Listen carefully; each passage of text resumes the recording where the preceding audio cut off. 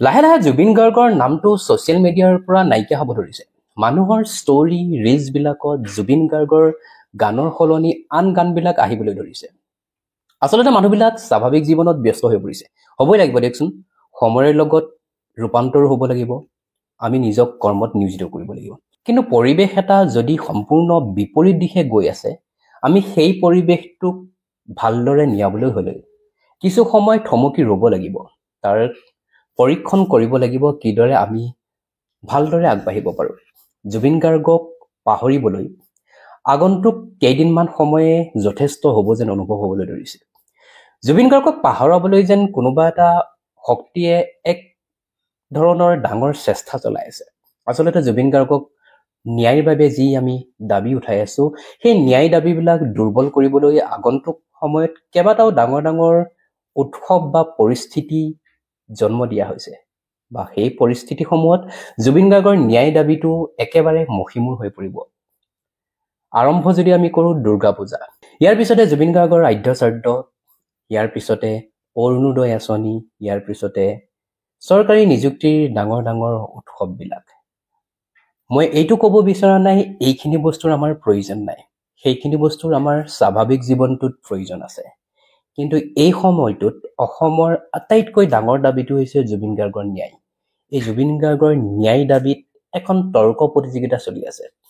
এফালে জুবিন অনুৰাগীয়ে জুবিন গাৰ্গৰ ন্যায়ৰ বাবে দাবী জনাই প্ৰতিবাদ কৰি আছে, আৰু এফালে তাৰ প্ৰত্যুত্তৰ দি আছে অসমৰ মুখ্যমন্ত্ৰীয়ে। আচলতে আমি তৰ্ক কৰিব বিচৰাই নাই, আমাক তৰ্কৰ প্ৰয়োজনে নাই, আমাক লাগে জুবিন গাৰ্গৰ ন্যায়। কিন্তু এতিয়া জুবিন গাৰ্গৰ ন্যায়ৰ বাবে যেতিয়াই কোনোবা এজনে প্ৰতিবাদ কৰিবলৈ গৈছে, সেই প্ৰতিবাদ মষিমূৰ কৰিবলৈ চৰকাৰে যৎপৰোনাস্তি চেষ্টা কৰিছে।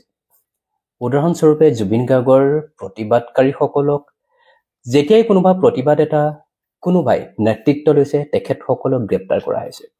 আৰু তেখেতসকলক গ্ৰেপ্তাৰ কিয় কৰা হৈছে বুলি প্ৰশ্ন কৰিলে উত্তৰবিলাক বৰ ভয়ানক। তেখেতসকলক গ্ৰেপ্তাৰ প্ৰতিবাদ কৰাৰ কাৰণে যিদৰে কৰা হৈছে, তাতকৈ অধিক তেওঁলোকে অতীতত কৰি অহা কিবা ভুলৰ বাবে।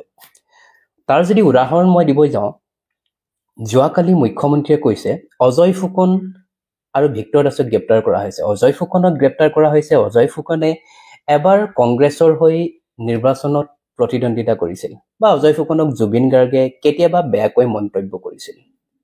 এইদৰে যদি আমি চাব যাওঁ, জুবিন গাৰ্গে বহুতো বেয়াকৈ মন্তব্য কৰিছে, মুখ্যমন্ত্ৰীকো বেয়াকৈ মন্তব্য কৰিছে, বা শাসক দলৰ বিভিন্ন মন্ত্ৰী বিধায়ককো বেয়াকৈ মন্তব্য কৰিছে। এই ক্ষেত্ৰত প্ৰতিবাদকাৰীক সেই অতীতৰ ভুল এটা বৰ্তমান সময়লৈ আনি তেখেত জুবিন গাৰ্গৰ অনুৰাগী নহয়, বা জুবিন গাৰ্গৰ ন্যায়ৰ বাবে দাবী কৰাৰ অধিকাৰ নাই বুলি ক'ব পৰাটো বৰ ভয়ানক। ইয়াৰ পিছতে তেওঁ কৈছে ভিক্টৰ দাসে এবাৰ এজনী ছোৱালীক পিটিছিল, সেইবাবে ভিক্টৰ দাসক গ্ৰেপ্তাৰ কৰা হৈছে। ব্যক্তিগতভাৱে ময়ো ভিক্টৰ দাসক কেতিয়াও সম্পূৰ্ণৰূপে ভাল পাব পৰা নাই, কিন্তু জুবিন অনুৰাগীৰ ক্ষেত্ৰত মই ভিক্টৰ দাসক ভাল পাবই লাগিব। ভিক্টৰ দাসে এই সময়ত জুবিন গাৰ্গৰ ন্যায় বিচাৰিছে, কিন্তু ভিক্টৰ দাসক যদি এজনী ছোৱালী পিটিছিল বাবে তেওঁ ন্যায় বিচাৰৰ অধিকাৰকণ নাই বুলি কওঁ, তেন্তে সেয়া কোনোপধ্যেই গ্ৰহণযোগ্য নহয়। তাতোতকৈ ডাঙৰ কথা, আমাক জুবিন গাৰ্গৰ গোটেই ন্যায় ব্যৱস্থাটো পাহৰি পেলাবলৈ, বা যিসকল আসামী এই পৰিৱেশটো সৃষ্টিকাৰী জুবিন গাৰ্গৰ হত্যাৰ যিসকল ব্যক্তি, সেই ব্যক্তিসকলক পূজা উপভোগ কৰিবলৈ নে কি কৰিবলৈ নাজানো, মুখ্যমন্ত্ৰীয়ে ইমান এটা দীঘলীয়া সময় দিছে। আচলতে আসামী এজনক ইমান এটা ডাঙৰ পৰিৱেশ সৃষ্টিকাৰী, ইমান এটা ডাঙৰ ঘটনাৰ লগত জড়িত আসামী এজনক ধৰিবলৈ তেওঁ 6 তাৰিখলৈকে কিয় সময় দিলে, সেইটো আমাৰ মনত সদায় প্ৰশ্নবোধক হৈ থাকিব। মই চৰকাৰ বা মুখ্যমন্ত্ৰী বা ৰাইজক পুনৰবাৰ অনুৰোধ কৰিছোঁ, আমি তৰ্ক প্ৰতিযোগিতাৰ বাবে একেবাৰে আগ্ৰহী নহয়, আমাক জুবিন গাৰ্গৰ ন্যায় লাগে। কিন্তু এই ন্যায়ৰ যুদ্ধখন তেতিয়ালৈকে চলি থাকিব যেতিয়ালৈকে জুবিন গাৰ্গে ন্যায় নাপায়।